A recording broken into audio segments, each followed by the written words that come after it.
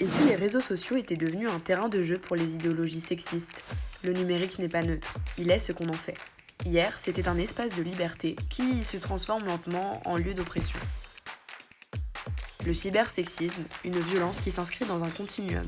Le cybersexisme est une forme de cyberharcèlement à l'encontre des femmes. En France, une étude a montré que le phénomène était massif. 65% des femmes de moins de 35 ans et 85% des personnes LGBTQIA+, ont subi des cyberviolences. Elles viennent souvent de groupes masculinistes qui font par exemple des raids numériques ou du revenge porn. Ces attaques ont des effets graves sur la santé mentale des victimes. Les grandes entreprises de la tech ont une responsabilité. Aujourd'hui, les algorithmes des réseaux sociaux favorisent les discours de haine et l'hypersexualisation des femmes. La modération n'est pas suffisante et imprégnée de biais sexistes.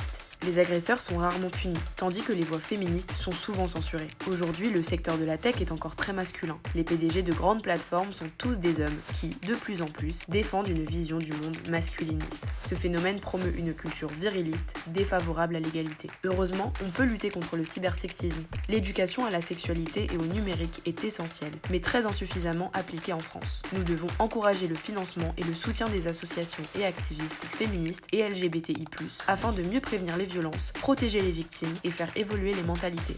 Enfin, des outils juridiques existent. La haine et le cyberharcèlement sont déjà punis par la loi. Il suffit de la faire appliquer. Et si nous faisions d'Internet un espace plus sûr, où l'inclusion prendrait le pas sur la haine et l'oppression?